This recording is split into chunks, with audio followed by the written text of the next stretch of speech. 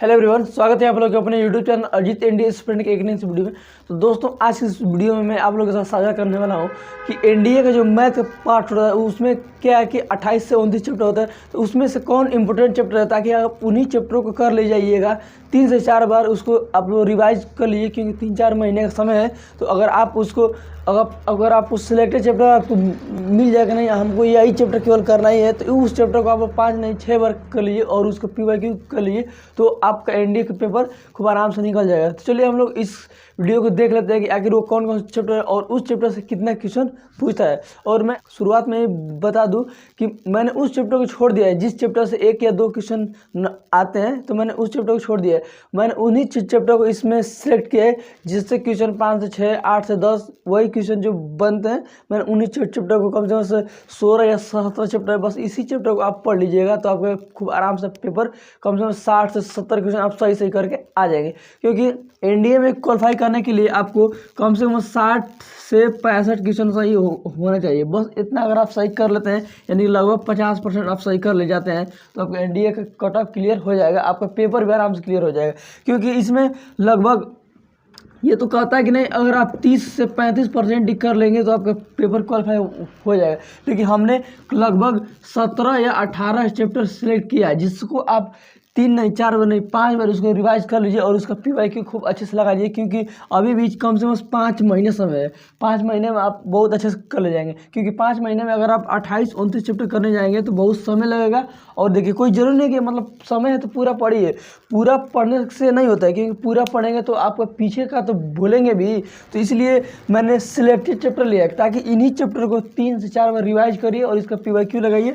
और इससे अगर आप इतना कर ले जाते हैं तो आप खूब आराम से 60 या 65 क्वेश्चन कर लेंगे। चलिए हम लोग देखते हैं कि आखिर कौन कौन से चैप्टर है और उस चैप्टर से कितना क्वेश्चन आता है और वो मतलब आने की संभावना कितना होती है।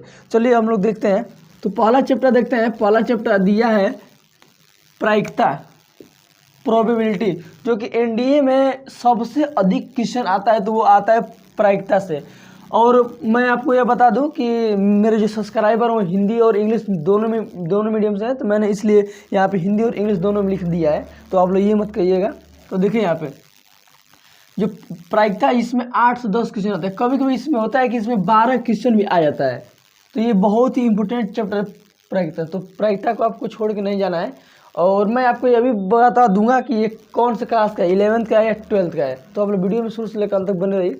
तो हम लोग देखते हैं दूसरा चैप्टर है सांख्यिकी। सांख्यिकी स्टैटिक्स, सांख्यिकी यानी स्टैटिक्स, ये इसमें 6 से 8 प्रश्न आते हैं।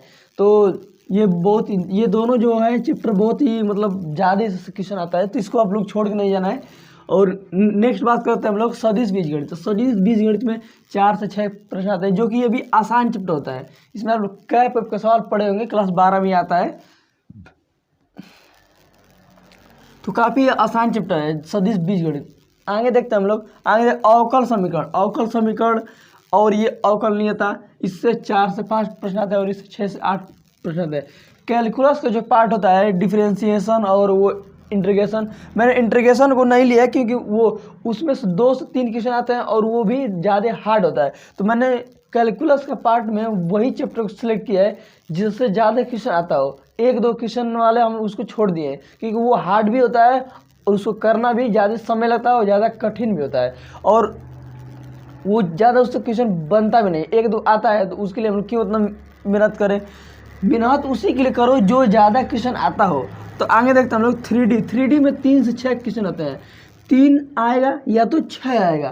तो ये भी बहुत ज़्यादा इंपॉर्टेंट चैप्टर, मैंने इसलिए इसको सिलेक्ट किया है। अब देखते हैं सरल रेखा यानी स्ट्रेट लाइन। स्ट्रेट लाइन से 5 से 7 प्रश्न आते हैं।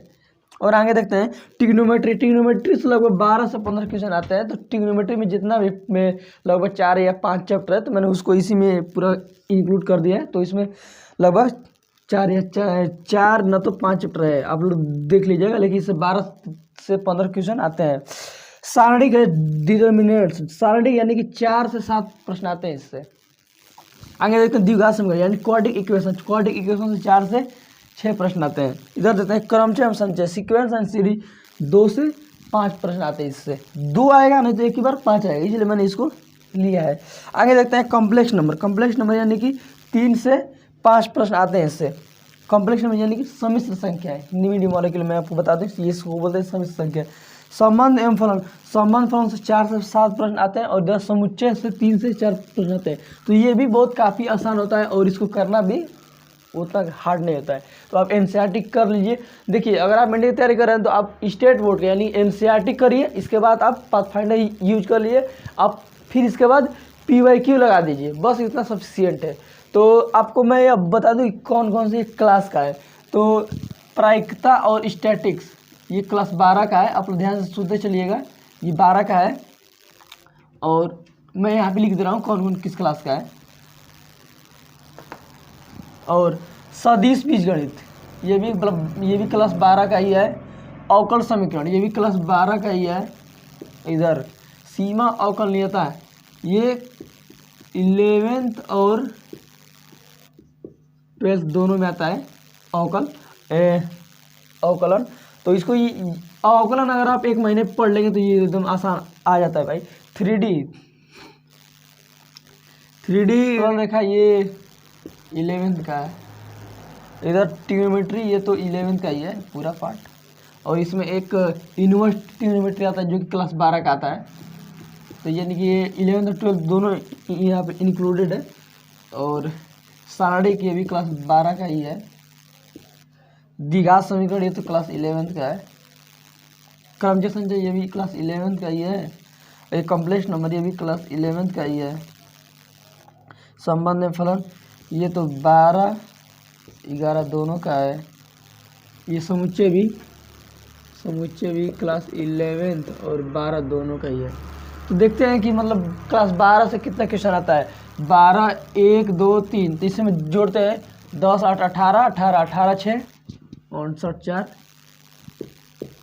59 4 63 क्वेश्चन समझ जाइए, केवल 12 से आ रहा है। तो अगर आप 12 पढ़ रहे हैं तो भैया 12 से आप और इतना चैप्टर कर लेंगे तो आप इस बार एनडीए क्वालिफाई कर देंगे एकदम 100%। क्योंकि 63 नंबर आप इसको बढ़िया से कर ले जाएंगे तो आपको, क्योंकि 12 आप पढ़ ही रहे हैं तो 12 में क्या है कि आपका बोर्ड भी हो जाएगा, आपका एनडीए भी हो जाएगा, एक तीर से 2 निशाना हो जाएगा। तो और क्या चाहिए, और तो अच्छा ही है। और हम लोग 11 से देखते हैं 11 से कितना क्वेश्चन आता है। तो 11 से मतलब जो मेरा सिलेक्टेड चैप्टर मैं उसमें आपको बता रहा हूँ कितना क्वेश्चन आएगा। तो यहाँ पे 6 7 13 इसमें 10 जोड़ लीजिए, 13 46 4 50। तो 11 से 50 क्वेश्चन, 11 से 50 क्वेश्चन फंस रहा है। तो आप 11th भी पढ़कर, केवल 11th भी पढ़कर आप एनडीए को फोड़ सकते हैं। तो आई होप आप लोगों को यह वीडियो अच्छा लगा हो और वीडियो के माध्यम से आप लोगों को ज़रा सा भी हेल्पफुल मिला होगा तो वीडियो को लाइक कर दीजिए, शेयर करना बोले। और अगर चैनल पर नया है तो सब्सक्राइब कर लीजिए प्लीज़ भाई लोग। जय हिंद, मिलते हैं नेक्स्ट वीडियो में।